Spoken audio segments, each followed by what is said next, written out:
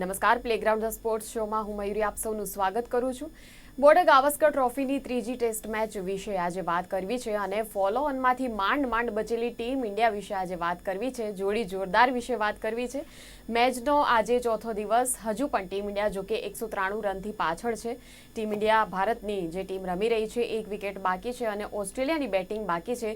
બીજી તરફ વરસાદનું વિઘ્ન કેવું નડશે કેવું નહીં તેની તમામ જે સંભાવનાઓ છે એ બધાની વચ્ચે ચર્ચા કરવાની છે કે હાલ આ મેચ ક્યાં જઈ રહી છે, કઈ દિશામાં જઈ રહી છે, આપણા હવે જીતવાના કેટલા ચાન્સીસ છે તેના વિશે કાર્યક્રમમાં ચર્ચા કરવાની છે. એટલે વધુ સમય ન લેતા હવે કાર્યક્રમની શરૂઆત કરી દઈએ.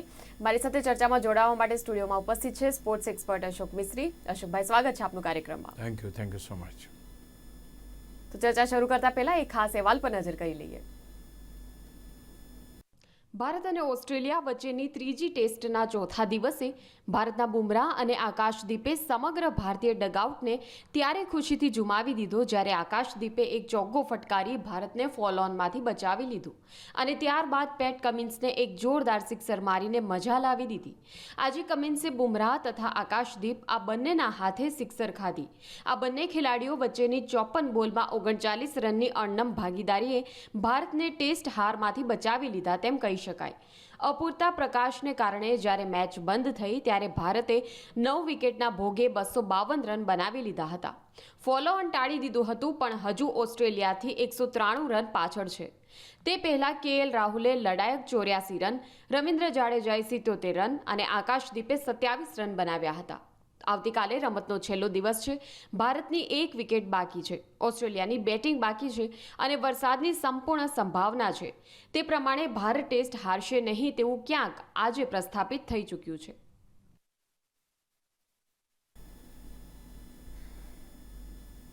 તો ચોથો દિવસ છે આજે અને આવતીકાલે અંતિમ દિવસ રહેશે એટલે ત્યાં સુધીમાં ટીમ ઇન્ડિયા કેવું પરફોર્મ કરે છે એ આપણે જોવાનું છે. કાર્યક્રમની શરૂઆતમાં પહેલો સવાલ એ જ પૂછવો છે, અશોકભાઈ, દિવસના અંતે ભારતના ડગઆઉટમાં ગંભીર, વિરાટ, રોહિત બધા એક સાથે ઊભા થઈને ખુશી મનાવતા જોવા મળ્યા હતા અને અચાનક શું થઈ ગયું? બહુ સાચી વાત છે, કારણ કે ભારતના ખેલાડીઓ અને જે ખેલાડીઓ જે સારું રમી શકતા નથી અથવા તો દે આર ફિલિંગ ધેમસેલ્ફ કે હા આપણે ટીમ માટે સારું કોન્ટ્રીબ્યુશન આપી શકતા નથી, but they always join with the team. સવાલ એ હતો કે જ્યારે જાડેજા આઉટ થયો તે વખતે ભારતને 33 રન ફોલો કરવા માટે ખૂટતા હતા અને આ 33 રન એટલા બધા ઇમ્પોર્ટન્ટ હતા કે એનું કહે જ નહીં. જો આપણી આ વિકેટ તરત પડી ગઈ હોત તો ભારતને ફરીવાર દાવ લેવા આવવું પડત અને ત્યાર પછીના સમીકરણો કંઈક અલગ જ અને હાર તરફ વધારે લઈ જવાય એવા બનત. બધાને હતું કે જો ફોલોન થયા તો આપણે મર્યા સમજી લેવાનું છે, કારણ કે Australian bowlers are just on their peak. They are bowling with a great pace and swing and everything. આ જ્યારે એટલે બધાને એમ લાગ્યું કે ચલો આ મેચ તો આપણે હારીશું. શક્યતાઓ એ રીતે વધી ગઈ હતી, કારણ કે જે આજના દિવસે જે રમત થઈ અને આ જો જલ્દી ખેલાડી આઉટ થઈ ગયા હોત તો આપણે બેટિંગમાં આવ્યા હોત ને શરૂઆતમાં આપણે 3-4 વિકેટો ગુમાવી પણ દીધી હોત. દિવસનો અંત થયો તો દિવસના અંતે પણ આપણને થોડો ગ્રેસ એ મળ્યો કે ભાઈ અપૂરતો પ્રકાશ હતો અને મેચ બંધ રહી. હવે અચ્છા, એ જ્યારે ફોલો ઓન થવાનો હતો એ જ્યારે આકાશદીપે ચોગ્ગો ફટકાર્યો સ્લીપના માથાના ઉપરથી અને જ્યારે ભારતે ફોલો ઓન ક્લિયર કર્યું તે વખતે it was like A winning the match. Match જીત્યા હોય એટલી ખુશી આપણને ડગઆઉટમાં જોવા મળી. It is very important. In fact, it is a positive sign of the team કે તમે આજે ડગઆઉટમાં you know the importance of that follow-on runs. 4 run એ કેટલા મહત્ત્વના હતા, everybody knows it. એ જ પહેલાં જો ભારતની વિકેટ પડી ગઈ હોત, એક જ વિકેટ હતી, પણ એ વિકેટે જીક ઝીલીને 39 રન ઉમેર્યા. અને એટલા માટે જ્યારે એ ચોગ્ગો વાગ્યો ત્યારે એ લોકો એટલા ખુશ હતા કે હાશ બચી ગયા, at least we are not going to lose the match now. એટલે એ જ સાય ઓફ રિલીફ ક્યાંક એમને જોવા મળે. અને ત્યાર પછી ઓન ધ વેરી નેક્સ્ટ બોલ આકાશદીપ હેઝ લોફ્ટેડ કમિન્સ ફોર 6 અને તે વખતે ઇવન વધારે આનંદ થયો કે આણે જબરજસ્ત 6 મારી દીધી. યુ વિલ બી સરપ્રાઇઝ કે સિક્સરો જે મારવામાં આવી છે, 2 સિક્સરો કમિન્સને મારવામાં આવી છે, કેપ્ટનને મારવામાં આવી છે અને બંને સિક્સરો એક બુમરાહે અને એક આકાશદીપે ફટકારી છે. તો આ આ માહોલ હતો અને એ માહોલના માટે એ લોકો એટલા ખુશ થઈ ગયા ખાસ ચલો હવે ફોલોનમાંથી આપણે બચી ગયા અને ફોલોનમાંથી બચવાનો અર્થ એ થયો કે now Australia will have to bat again. આપણે ઓલ આઉટ થઈએ ત્યાર પછી ઓસ્ટ્રેલિયાને ફરી બેટિંગ માટે આવવું પડે. એ બેટિંગ ભલે એમની પાસે કોઈ મોટું લીડ હોય તો એ રાખીને આપણને થોડા સ્કોર બનાવીને આપણને બેટિંગ કરવા ફરી બોલાવે, but it is not possible. કારણ કે એ શક્યતા એ ઓછી છે, કારણ કે ઓસ્ટ્રેલિયાને ખબર છે કે બાજી પલટાઈ જાય એવી છે, એટલે they will not take chance. એટલે પોતાના બધા બેટર્સને રમાડશે, એ લોકો પ્રેક્ટિસ કરશે, બેટિંગ કરશે અને ત્યાર પછી at the end of the day ક્યાંક હશે તો એ ડિક્લેર કરશે. એટલે આ એક બહુ મહત્ત્વની ઘટના ઘટી. એ મહત્ત્વની ઘટના હતી કે વર્લ્ડ ટેસ્ટ ચેમ્પિયનશિપ પર આપણે જવા માગતા હોઈએ તો આપણે કોઈ પણ મેચ ગુમાવવી પોસાય તેમ નથી. એટલે આ જે ગુમાવવાની મેચ હતી એમાંથી આપણે ફોલોનમાંથી બચી ગયા, એટલે આ ડગઆઉટ આટલું ખુશ હતું. They know the importance of it. I am very happy because કારણ કે જે રીતે રોહિત શર્માના ફેસ ઉપર સ્માઇલ હતું, વિરાટ કોહલીના ફેસ ઉપર, ગંભીરના face, it's very good and that is required. કે આજે કોઈ પણ વ્યક્તિ, આજે 10મો ખેલાડી તમને બચાવે છે ફોલોનમાંથી અને એના માટે તમે તાળીઓ વગાડો છો. It's a very good sign. એટલે હું માનું છું કે આ એક બહુ મહત્ત્વની બાબત કહી શકાય અને દેટ વોઝ ધ રીઝન. તમે ડગઆઉટની ક્યાં વાત કરો છો? ઇવન એવરીબડી કે જે સવારમાં 5 વાગે ઉઠીને મેચ જોતા હોય, એવરીબડી વોઝ હેપી કે ચલો આ એક કામ પત્યું આપણું એમ. અને અમારા જે ગ્રુપ છે, જે જર્નાલિસ્ટ બધા, એ પણ એટલું બધું એટલે એની ઉપર એ થયું કે આ વખતે આમ બન્યું, આ વખતે આમ બન્યું કરીને. તો કહેવાનું તાત્પર્ય છે કે everybody was happy because nobody wants India to lose this match. એટલા માટે આ ડગઆઉટમાં ખુશી આપણને જોવા મળી. બિલકુલ. અને બે લડાયક બેટર્સની વાત કરવી છે અશોકભાઈ, એ KL રાહુલ અને રવિન્દ્ર જાડેજા. તો બંને ખેલાડીઓએ જે રમત બતાવી છે, તેમનું જે ડેડિકેશન છે, ભારતીય ટીમને કેટલું ફળ્યું? બહુ સારી વાત કરી because KL Rahul is the man કે જેને દરેક વખતે અન્યાય થાય એવું લાગે આપણને. અન્યાય એટલા માટે હું કહું છું કે ક્યારેક એને કહો કે તમે ઓપનિંગમાં રમો, ક્યારેક એને કે તમે મિડલ ઓર્ડરમાં રમો, ક્યારેક તમે એમ કહો કે એને ટીમમાંથી બહાર મૂકી દો.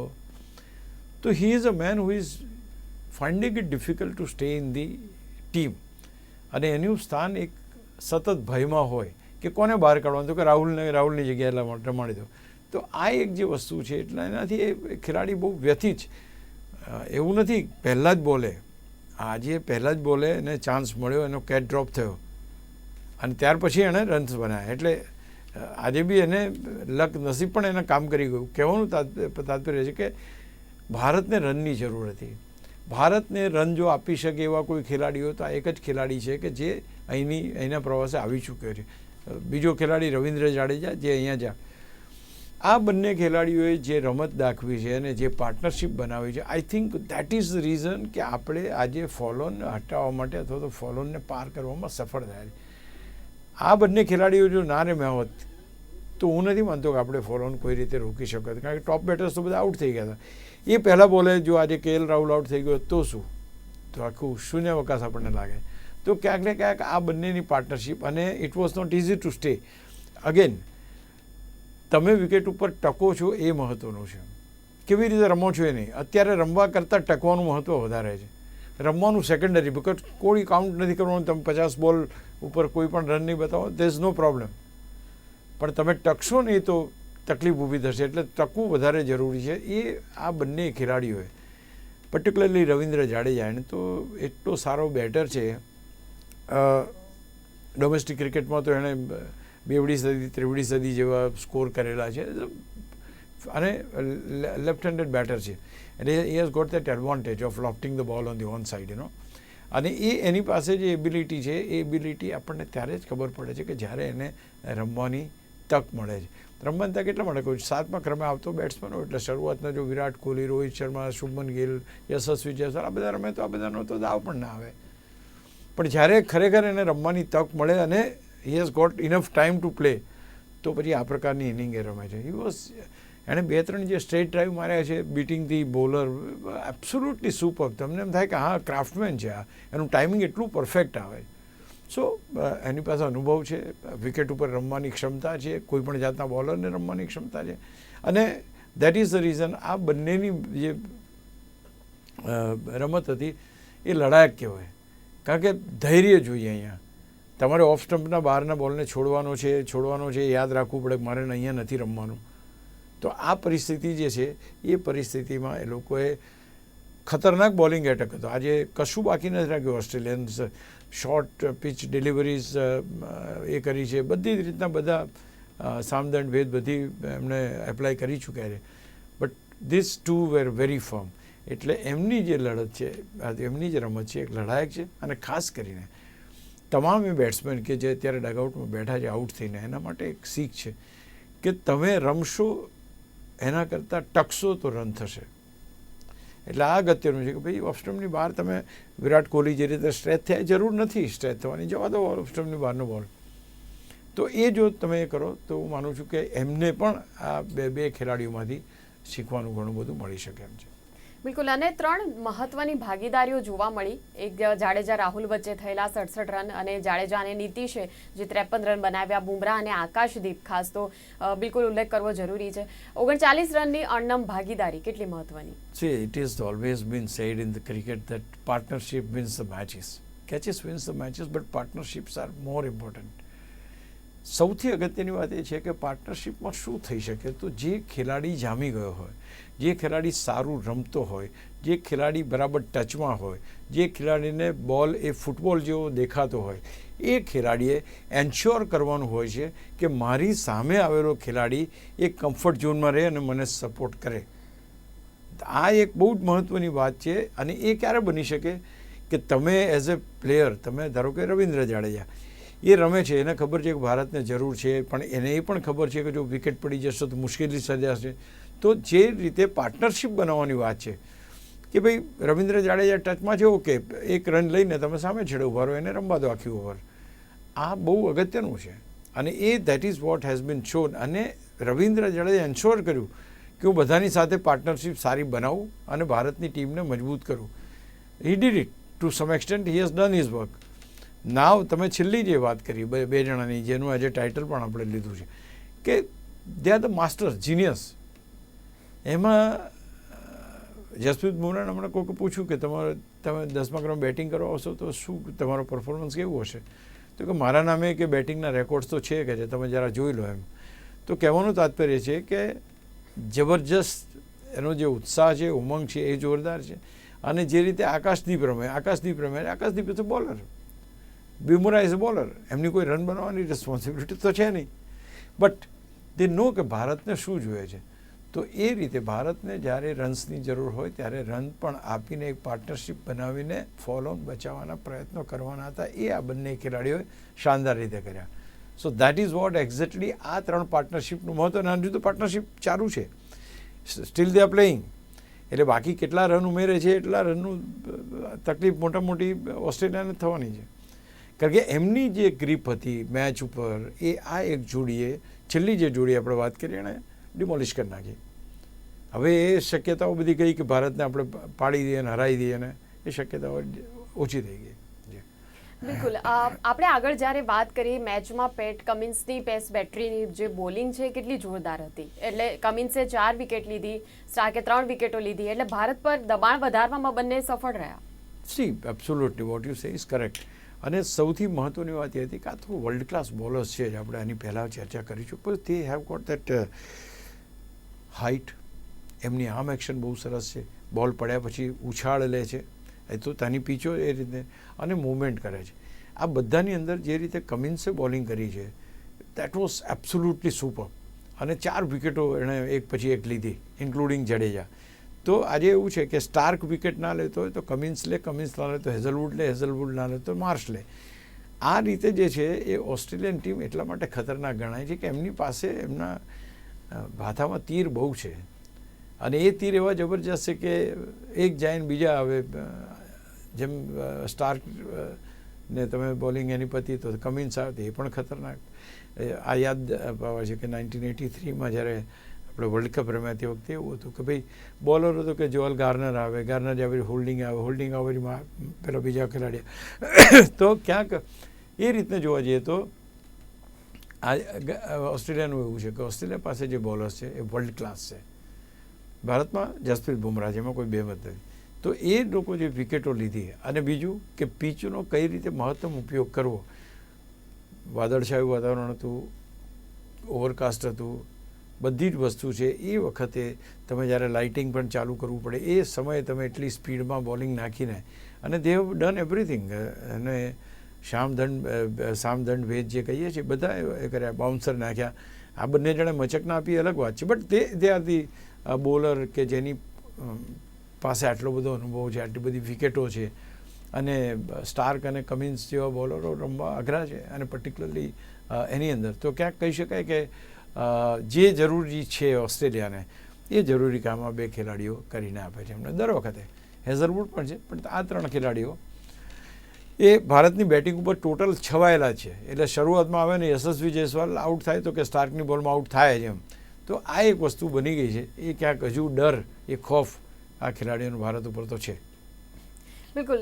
રવિન્દ્ર જાડેજા જ્યારે 77 રન બનાવીને આઉટ થયો ત્યારે ફોલોઓનથી બચવા માટે 33 રનની આપણને જરૂર હતી.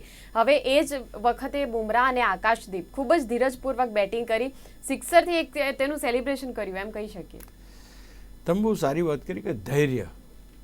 આ એક ધૈર્ય વસ્તુ બહુ જરૂરી છે. આપણે જીવનમાં પણ એવી રીતના બનતું હોય છે, પણ અહીંયા પર્ટિક્યુલરલી ટેસ્ટ ક્રિકેટની અંદર when you don't have to go for the runs, અહીંયા તમારે રન્સ નથી કરવાના, અહીં તમારે વિકેટ બચાવવાની છે. તમારે બોલરને થકવવાનો છે.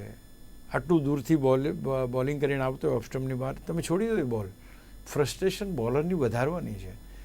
એ ક્યાંક ને ક્યાંક વધારવામાં જે રીતે બુમરાહ અને આકાશદીપ સફળ થયા, દેટ વોઝ ફેન્ટાસ્ટિક. કે એમણે જે બિલકુલ યોર્કર્સને બિલકુલ બ્લોકહોલની અંદર રમ્યો Akashdeep. So it's a good sign. કઈ રીતે બેકફૂટ ઉપર જઈને જે રીતે એને સ્લીપની કોર્ડરમાંથી ઉપરથી ચોગ્ગો માર્યો અને એ કર્યું, દેટ વોઝ ફેન્ટાસ્ટિક. તો જ્યાં જરૂરી છે, જો તક તમને ત્યારે મળશે જ્યારે તમે ઊભા રહેશો. તમે જો જલ્દી જતા રહેશો તો તક આવશે તો તમે હશો નહીં તે વખતે ત્યાં આગળ. એટલે આ એક વસ્તુ અગત્યની છે કે દરેક બોલર પોતાની ઓવરમાં એક બોલ ખરાબ નાખે અને એ બોલને કેપિટલાઇઝ કરીને તમે રન બનાવી લો. બાકીના 5 બોલ તમે એને રિસ્પેક્ટ આપો. આ વસ્તુ જે ધૈર્ય રાખવાની વાત છે, એ ધૈર્ય ક્યાંક ના રહ્યું આપણા રોહિત શર્માથી, ના રહ્યું આપણા વિરાટ કોહલીથી, ના રહ્યું આપણા બાકીના બેટર્સથી, બટ ધીસ ટુ વેર ડિટરમિન્ડ કે નહીં આપણે આને કાબૂમાં લઈશું અને એ રીતે પાર્ટનરશિપ બનાવી અને એ પાર્ટનરશિપે આપણને ફોલોઅનમાંથી બચાવે પણ ખરા. બિલકુલ. રોહિત અને વિરાટ વિશે આપણે ખાસ તો વાત કરીએ. રોહિત ફરી એકવાર નિષ્ફળ નીવડ્યો. રોહિત અને વિરાટનું જે કોન્ટ્રીબ્યુશન છે ભારતીય ટીમને મોટું ટોટલ અપાવી શકતું નથી એમ આપણે કહી શકીએ. Well, cricket of any kind like T20 હોય, વન ડે હોય કે ટેસ્ટ મેચ હોય, ઓલ પ્લેયર્સ ડઝન્ટ પ્લે. દરેકે દરેક ખેલાડી રમતા નથી હોતા, નહીં તો કેટલા બધા રન થાય. તો એક કે બે ખેલાડી એવા હોય કે ઓન દેટ પર્ટિક્યુલર ડે એમની આઈસાઇટ બેસી જાય, એમનું પરફેક્ટ ટાઈમિંગ આવે, એ જે કંઈ રમે બિલકુલ બેટની બ્લેડની બરાબર મિડલ ઓફ ધી બ્લેડ આવે, એવા અમુક જ દિવસો આવે. અને એ દિવસે ધારો કે અત્યારે હેડ જબરજસ્ત ફોર્મમાં છે, તો હેડ કંઈ બી રમે તો બિલકુલ બેટની વચ્ચે જ આવે. તો એ પ્રકારની જે વાત છે એ ક્યાંક ને ક્યાંક અહીંયા જોવા મળે છે. એટલે અહીંયા તમે કહો કે આપણી બેટિંગની વાત કરો કે તમે એ કરો, તો અહીંયા ધૈર્ય વસ્તુ મહત્ત્વની છે ને એ ધૈર્યની સાથે તમારે ટકવાનું છે. જેટલું લાંબુ તમે ટકશો એટલા તમને એના ફળ સારા મળશે. કારણ કે આ ટેસ્ટ મેચ છે, અહીંયા ચોગ્ગા છગ્ગાની કોઈ જરૂર નથી. તે છતાંય આ લોકો એવો ચોગ્ગો મારીને ફોરન એ કર્યું તો બીજા બોલે સીધો કમિન્સને પહેલાં છગ્ગો ફટકારી દીધો અને બધા ઝૂમી ઉઠ્યા. ભારતના એક વ્યક્તિ જે ટેસ્ટ મેચ જોતો હતો બધાને આ છગ્ગાથી એટલી બધી જબરજસ્ત ખુશી હતી કે મેચ જીત્યાની ખુશી ત્યાં આગળ ઓછી પડે એમ. તો યસ, એ બંને જણાની રમત, જે ધૈર્ય, એનું ડિટર્મિનેશન અને જે રીતે એ લોકો રમ્યા, આઈ થિંક આ બધા રમે એવું બનતું નથી હોતું. એટલે સ્ટાર અમુક જ બને દરેક ઇનિંગમાં. ધારો કે ઇવન ટેક ઓસ્ટ્રેલિયા, તો હેડ અને સ્મિથ 2 જણા રમ્યા, બાકીના બધા 5, 25, 50 રન તો બધા રમે નહીં. પણ હા, તમે જે કીધું સાચું છે કે because we look at them for something. આપણે વિરાટ પાસે એમ છે કે આજે સેન્ચુરી મારે, રોહિત આજે કંઈ કરે સારું રમે, એમાં આપણે નિરાશ ચોક્કસ થઈએ છીએ. કારણ કે આપણી અપેક્ષાઓ એટલી મોટી છે. એમણે પોતાના માપદંડ એટલા ઊંચા કરીને રાખેલા છે કે ક્યારેય એ માપદંડને જો તમે ટચ ના કરો તો બધા લોકોને એમ થાય કે અરે આ તો બરાબર રમતો જ નહીં, કારણ કે એમના માપદંડ ઊંચા છે.